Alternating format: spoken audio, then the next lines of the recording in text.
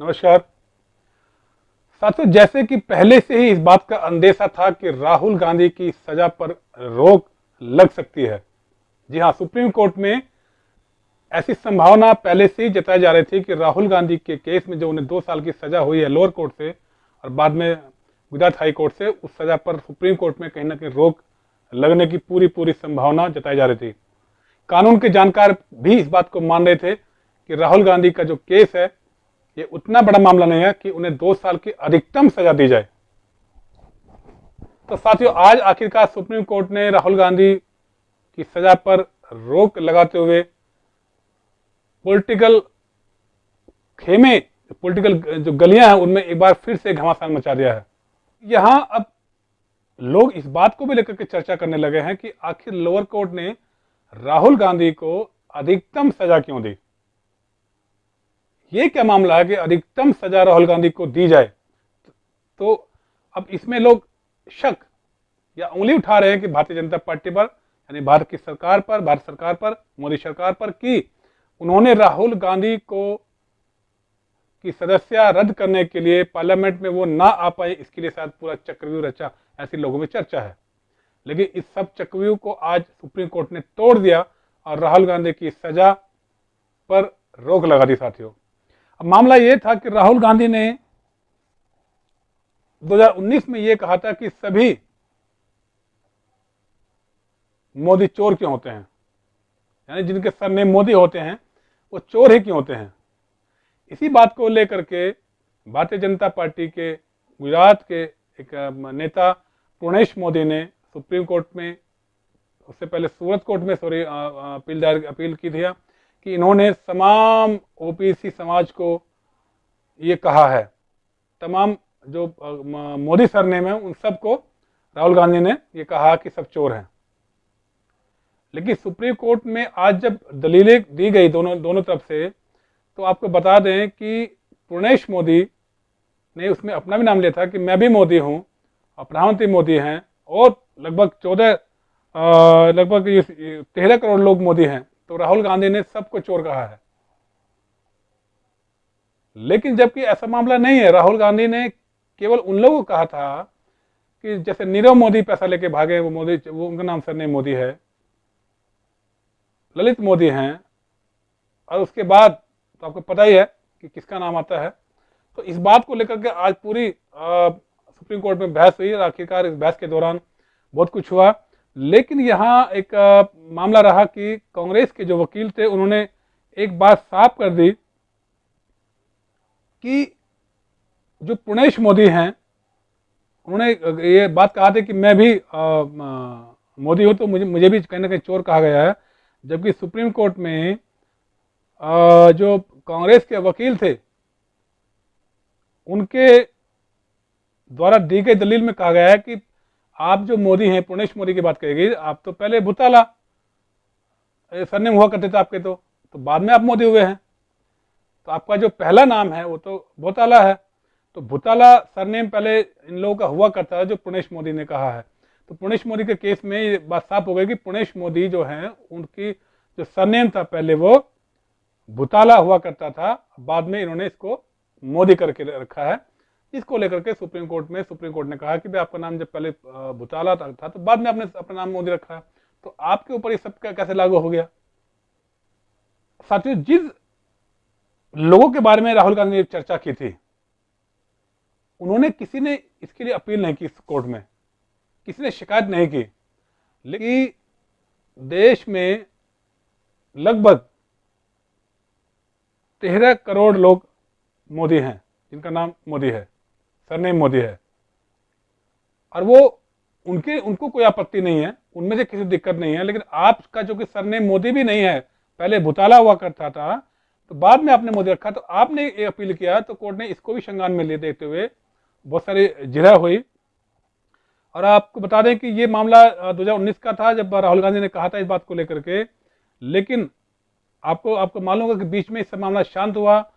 फिर जैसे ही राहुल गांधी ने लोकसभा में अडानी को लेकर के पूरा जो चर्चा की, जो मोदी पर निशाना साधा, और सीधे सीधे उस केस में मोदी का चुप रहना ये साबित करता है कि मोदी कि चुप्पी बहुत कुछ कहती है।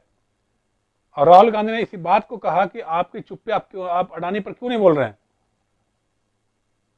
और बाद में इस बात को लेकर हंगामा रहा। दूसरी पार्टियों ने कहा कि देश बेचकर खाई मलाई, मोदी अडानी भाई भाई।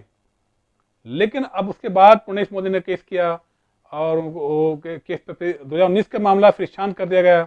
फिर जैसे ही राहुल गांधी ने मोदी को लेकर के, अडानी को दोस्ती को लेकर के चर्चा की, राहुल गांधी का बहुत सारा जो भाषण है उसका वो वहाँ रिकॉर्ड में भी नहीं है, रिकॉर्ड से हटा दिया गया पार्लियामेंट के। तो इन सब को लेकर के फिर जब मामला हुआ तो तब ये पुणेश मोदी फिर से जाग गए, फिर कोर्ट गए, फिर सुनवाई हुई, फिर स्टे, फिर पर टाइम लगा। तो ये सब तब फटाफट कर दिया गया और जैसे ही सजा हुई तुरंत राहुल गांधी को की सदस्यता रद्द कर दी गई और फिर उसके बाद तुरंत उनका बंगला खाली करा लिया गया। तो ये इतना जल्दी किया गया कि जब 2019 का मामला था, 2019 से लेकर के 2023 इस केस के मामले के बीच में कुछ नहीं, उसके बाद फटाफट सब कुछ हो गया। तो इस बात को लेकर के भी कोर्ट ने संज्ञान लिया, भाई जब इतना गैप था तो अब आपने क्यों नहीं किया, अब क्यों किया, अब सब काम फटाफट हो गए हैं। तो लोगों में ये बात को चर्चा है कि कहीं ना कहीं ये साजिश थी कि राहुल गांधी को पार्लियामेंट से बाहर कर दिया जाए, क्योंकि राहुल गांधी जितने जोशो खरोश से मोदी पर फायर हुआ करते थे, उससे राहुल गांधी की छवि को पता चल रहा है क्या लग रहा था। तो राहुल गांधी को पार्लियामेंट से बाहर कर दिया गया ताकि कोई राहुल गांधी अब इस तरह से भाषणबाजी ना कर सके। तो साथियों, भूताला पहले सरनेम हुआ करता था पुणेश मोदी हैं, छोटे मोदी के नाम से पुकारे जाते हैं।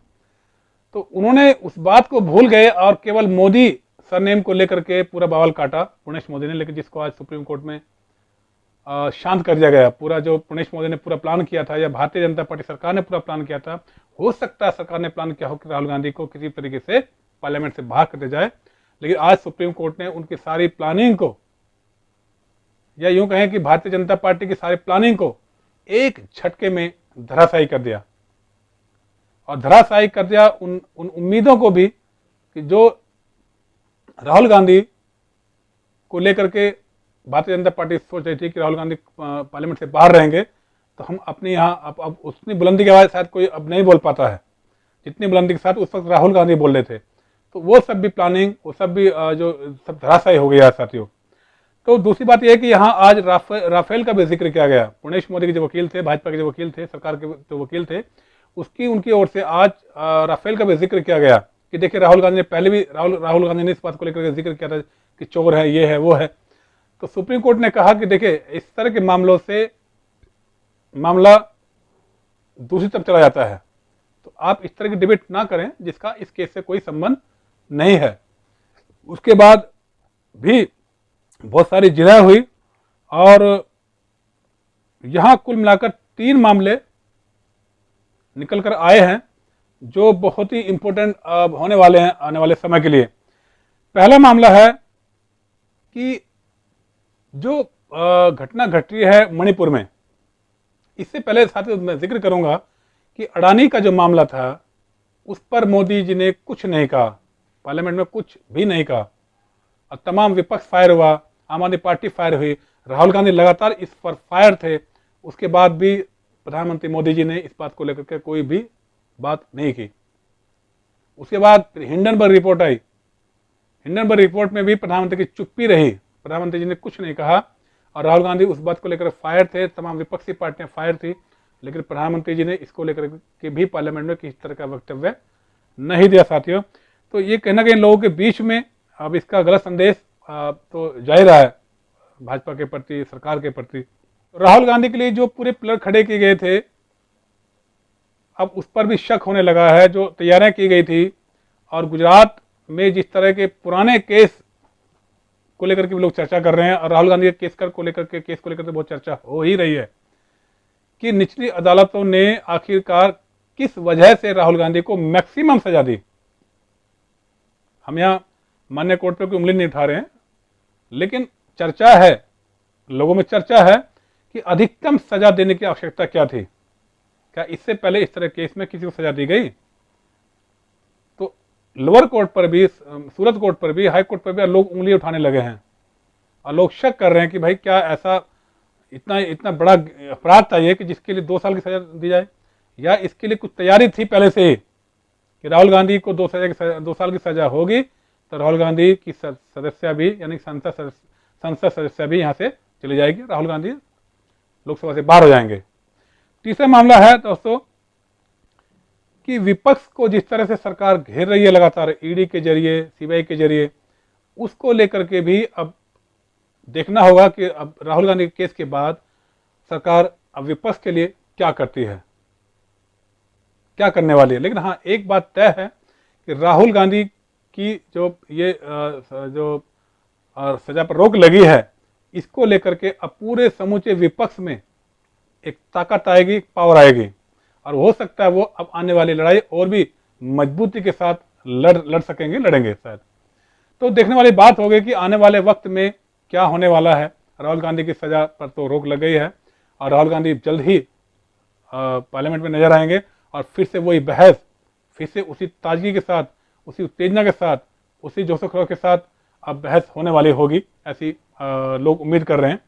लेकिन इस सजा पर रोक से जहां पूरे विपक्ष को एक ताकत मिली है, वहीं सरकार की छवि के बारे में, मोदी जी के बारे में, अमित शाह जी के बारे में, भाजपा के बारे में लोगों के मन में अब क्या होगा, उसके बारे में लोग क्या सोचेंगे, ये तो आने वाला वक्त बताएगा। लेकिन हाँ, राहुल गांधी की अब जो छवि है पहले के मुकाबले जरूर अच्छी होने की संभावना है, क्योंकि अब लोग के जहन में ये बात आ चुकी है कि राहुल गांधी को किस तरीके से फटाफट से लोकसभा से बाहर किया गया ताकि प्रधानमंत्री पर कोई उंगली ना उठाए। और मणिपुर में प्रधानमंत्री चुप, हिंडाबर में प्रधानमंत्री चुप, बहुत सारे मामलों में प्रधानमंत्री की चुप्पी भी अब लोगों को भा नहीं रही है अच्छी तरह से। खैर, आने वाला वक्त क्या होगा, भारत की राजनीति में आज के बाद एक बदलाव जरूर देखने को मिलेगा। और सुप्रीम कोर्ट का जो ये मामला आज क्लियर हुआ है राहुल गांधी को लेकर के, और सुप्रीम कोर्ट को लेकर के भी पब्लिक ने अब भरोसा जताना शुरू कर दिया है, जो बीच में कुछ डगमगाया था।